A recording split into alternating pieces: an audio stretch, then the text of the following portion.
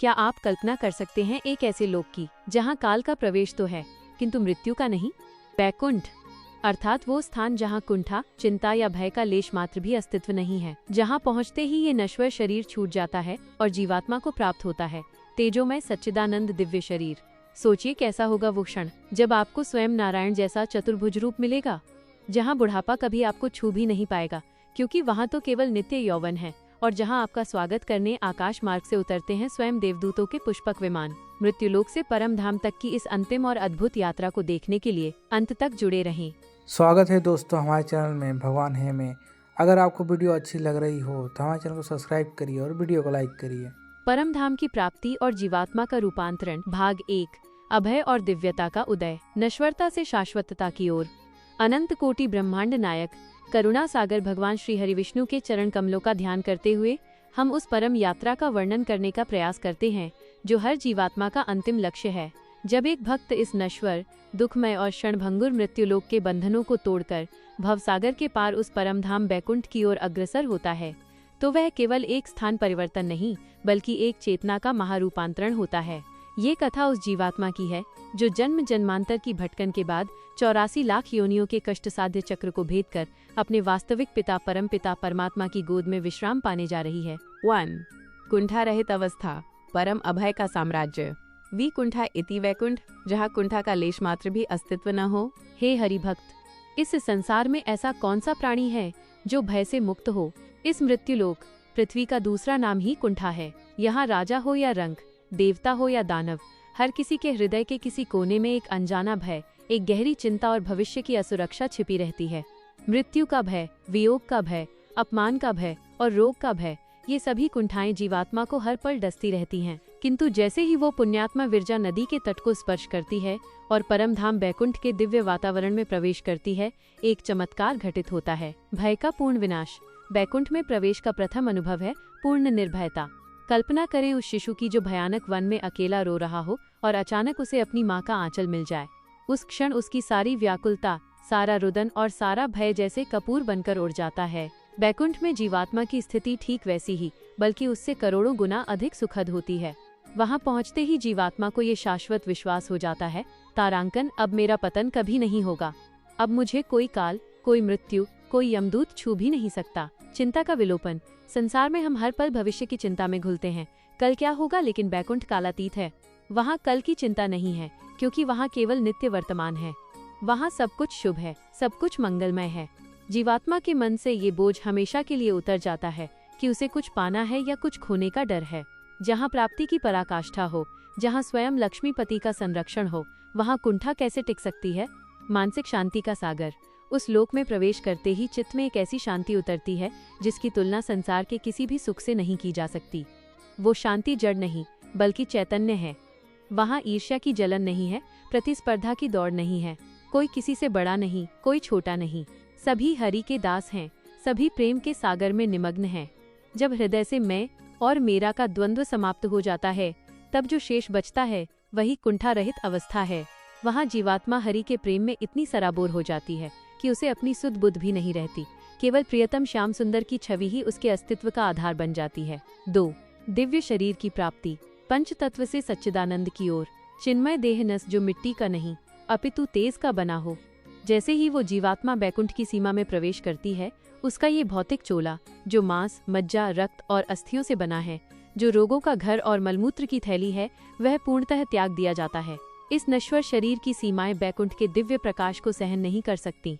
अतः भगवान की अहेतुकी कृपा से जीवात्मा को एक नूतन, अलौकिक और दिव्य शरीर प्राप्त होता है। सच्चिदानंद स्वरूप। यह नया शरीर सच्चिदानंदमय होता है। सत, शाश्वत। यह शरीर कभी नष्ट नहीं होता। इस पर काल का दंत नहीं लगता। यह कभी वृद्ध नहीं होता। इसमें झुर्रियां नहीं पड़ती। यह सदा किशोर, सदा युवा और सदा नवीन रहता है। चित्त, ज्ञानमय। यह शरीर अज्ञान के अंधकार से रहित है। यह स्वयं प्रकाशमान है। इसे सूर्य या दीपक के प्रकाश की आवश्यकता नहीं होती। इसके रोम रोम से ज्ञान और चेतना का प्रवाह बहता रहता है। आनंद, प्रेममय। यह शरीर केवल आनंद के परमाणुओं से बना है। इसमें दुख, पीड़ा, प्यास या भूख का कोई स्थान नहीं है।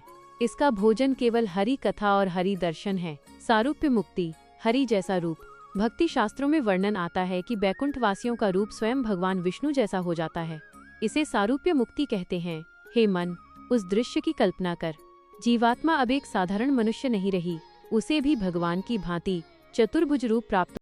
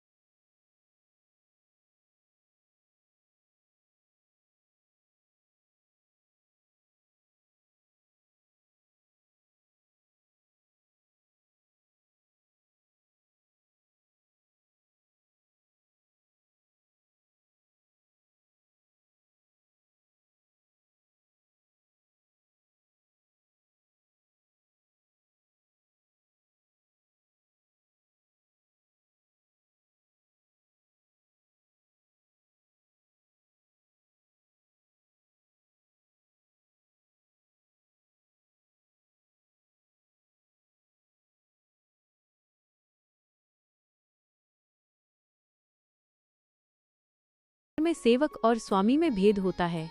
राजा सिंहासन पर बैठता है और सेवक धूल में खड़ा रहता है, किंतु बैकुंठ के स्वामी करुणानिधान श्री नारायण की उदारता तो देखिए। वे अपनी शरण में आए हुए तुच्छ जीव को केवल आश्रय ही नहीं देते, अपितु उसे अपना ही रूप प्रदान कर देते हैं। इसे ही शास्त्रों में सारूप्य मुक्ति कहा गया है। चतुर्भुज रूप का प्राकट्य। जैसे ही जीवात्मा उस चिन्मय धाम के वातावरण में सांस लेती है, उसका स्वरूप बदलने लगता है। देखते ही देखते उसकी 2 भुजाएं 4 भुजाओं में परिवर्तित हो जाती हैं। यह कोई जादू नहीं, बल्कि आत्मा की सुप्त शक्तियों का जागरण है। प्रथम भुजा धर्म की रक्षा और सेवा के लिए। द्वितीय भुजा ज्ञान और वैराग्य के धारण के लिए। तृतीय भुजा प्रभु के चरण कमलों को पकड़ने के लिए। चतुर्थ भुजा सदैव हरि नाम के संकीर्तन और आलिंगन के लिए। कल्पना कीजिए उस क्षण की जब वो जीवात्मा अपनी ही भुजाओं को देखती है और पाती है कि उसके हाथों में वही आयुध चिन्ह सुशोभित हैं जो उसने अब तक केवल मंदिरों की मूर्तियों में देखे थे। शंख जो विजय का प्रतीक है, जो उद्घोष करता है कि अब माया की हार और भक्ति की जीत हो चुकी है। चक्र जो काल के चक्र को काटने वाला सुदर्शन है, ये रक्षा का कवच बनकर भक्त के साथ रहता है। गदा जो अज्ञान के पहाड़ों को चूर्ण करने वाली शक्ति का परिचायक है। पद्म कमल जो कोमलता, सौंदर्य और प्रेम का प्रतीक है, जिसे वो प्रभु के चरणों में अर्पित करने हेतु धारण करती है। भेद का सौंदर्य कौस्तुभ और श्रीवत्स। यद्यपि भक्त का रूप भगवान जैसा हो जाता है, वही पीतांबर, वही मेघश्याम वर्ण, वही वनमाला, तथापि एक सूक्ष्म और अति सुंदर भेद बना रहता है। भगवान विष्णु के वक्ष स्थल पर कौस्तुभ मणि और श्रीवत्स का चिन्ह होता है, जो जीवात्माओं के शरीर पर नहीं होता। यह भेद क्यों? यह भेद इसलिए है ताकि बैकुंठ में भी सेव्य, स्वामी और सेवक दास का मधुर संबंध बना रहे। यदि पूर्णतः एक हो गए तो प्रेम किसे करेंगे, सेवा किसकी करेंगे? सारूप्य मुक्ति का अर्थ ईश्वर बन जाना नहीं, अपितु ईश्वर जैसा बनकर उनकी लीलाओं में पात्र बनने की योग्यता प्राप्त करना है। आत्मिक दर्पण ये चतुर्भुज रूप इस सत्य का प्रमाण है कि जीवात्मा अब गुणों में भगवान के निकट पहुंच चुकी है। जैसे अग्नि में लोहे को डालने पर लोहा भी अग्नि जैसा लाल और गर्म हो जाता है, वैसे ही निरंतर हरि स्मरण की अग्नि में तपकर भक्त हरिमय हो गया है। अब उसके और नारायण के बीच कोई विजातीय भेद नहीं रहा। नित्य यौवन, काल का पराभव और सौंदर्य का उत्कर्ष। अजर अमर चैव माइनस, जहाँ न बुढ़ापा है न मृत्यु। मृत्युलोक का सबसे बड़ा अभिशाप है जरा बुढ़ापा। यहाँ जो खिला है उसे मुरझाना ही पड़ता है। बचपन यौवन में ढलता है और यौवन बुढ़ापे की जर्जरता में खो जाता है। झुर्रियाँ, श्वेत केश, कंपते हाथ और क्षीण होती दृष्टि, यही इस शरीर की नियति है। किंतु बैकुंठ धाम कालातीत है। वहाँ काल टाइम का प्रवेश तो है, पर उसका प्रभाव विनाशकारी नहीं, अपितु आनंदकारी है। नवल किशोर विग्रह बैकुंठ में प्रवेश करते ही जीवात्मा को नित्य यौवन का वरदान मिलता है। वहाँ कोई शिशु नहीं, कोई वृद्ध नहीं। वहाँ सभी नवल किशोर 16 किशोर अवस्था में रहते हैं। ये वह अवस्था है जहाँ बालपन की मासूमियत और यौवन का ओज, एनर्जी एक साथ मिलते हैं। वहाँ करोड़ों वर्ष बीत जाने पर भी शरीर पर एक भी झुर्री नहीं पड़ती। केश सदैव भंवरे के समान काले और घुंघराले रहते हैं। नेत्र सदैव कमल दल के समान खिले हुए और ज्योतिर्मय रहते हैं। ऊर्जा का अक्षय स्रोत। संसार में यौवन के साथ उन्माद और विकार आते हैं, काम वासना आती है, परंतु बैकुंठ का यौवन दिव्य ओज है। यह यौवन भोग के लिए नहीं अपितु सेवा के लिए है।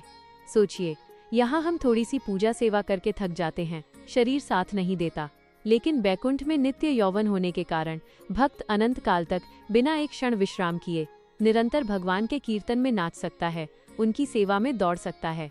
वहाँ थकान शब्द का अस्तित्व ही नहीं है। वहाँ पसीने की बूंदें भी श्रम का नहीं अपितु प्रेम के सात्विक भाव का लक्षण है। सौंदर्य की पराकाष्ठा। वहाँ का प्रत्येक निवासी कामदेव को भी लज्जित करने वाले सौंदर्य का स्वामी होता है। यह सुंदरता चमड़ी की नहीं बल्कि आत्म ज्योति की है। उनका रंग ऐसा चमकता है जैसे नीलमणि और स्वर्ण पिघलकर एक हो गए हों। उनके अंग प्रत्यंग से सुगंध निकलती है। उनके चलने में हंसों जैसी गति और नृत्य जैसा लालित्य होता है। बैकुंठ में दर्पण की आवश्यकता नहीं होती, क्योंकि जीवात्मा एक दूसरे के नेत्रों में अपने प्रभु का ही प्रतिबिंब देखती है। यह नित्य यौवन इसलिए आवश्यक है, वह पुराण पुरुष होकर भी सदा नवयुवक है। उस रसिक शिरोमणि की सेवा के लिए सेवकों का भी सुंदर और युवा होना अनिवार्य है। इस प्रकार चतुर्भुज रूप धारण कर और नित्य यौवन को प्राप्त कर वो जीवात्मा अब एक साधारण जीव नहीं रहती, वह पार्षद बन जाती है। अब वो तैयार है उस महामिलन के लिए, उस महारास के लिए जो बैकुंठ के केंद्र में अनवरत चल रहा है। अब उसे प्रतीक्षा है तो बस अपने प्राणनाथ के उस एक दृष्टिपात की जो उसे पूर्णता प्रदान करेगी।